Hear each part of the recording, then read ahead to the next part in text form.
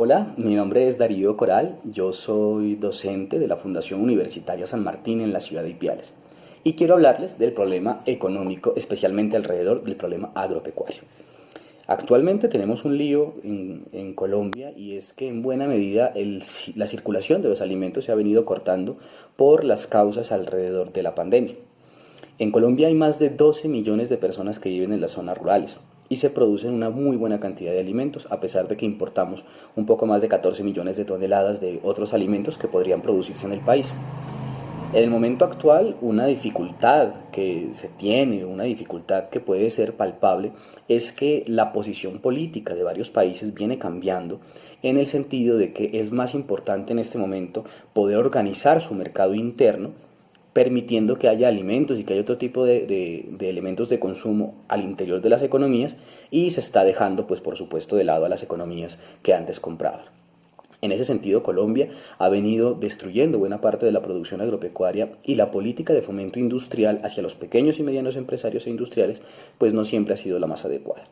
En ese sentido, en este momento actual es muy importante que entendamos la importancia, la trascendencia del mercado interno, de la economía nacional, de la industria nacional, de los productores nacionales. Porque esencialmente, y esto la macroeconomía lo deja claro, el consumo, la inversión y el gasto del gobierno más el sector externo, pues finalmente son los que jalonan y empujan el desarrollo del crecimiento económico. Pero si eso no tiene un impulso importante en política pública, de fomento, de crédito económico y finalmente de desarrollo de las capacidades empresariales del país, eso no genera valor agregado. En ese sentido, los profesionales de las ciencias económicas, administrativas, contables, etc., tenemos un reto que se vuelve realmente determinante para el desarrollo y el futuro de estas regiones.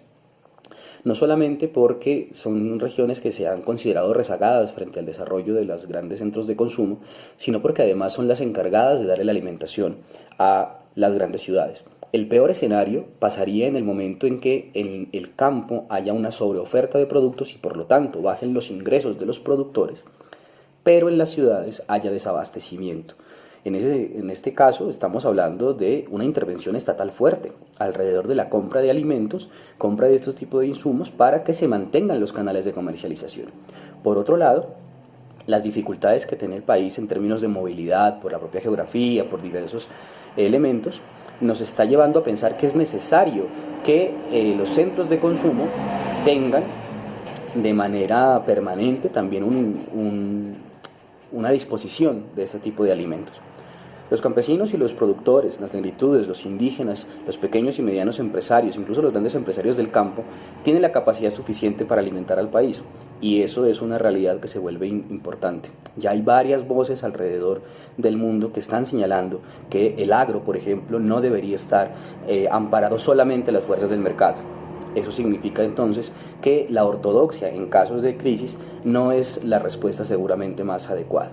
Así que habrá que empezar a pensar en este tipo de elementos que nos llevan a reflexionar de la importancia del sector agropecuario, de la importancia del ingreso de los productores y la importancia de que ese ingreso mantenga moviéndose la economía. Muchas gracias.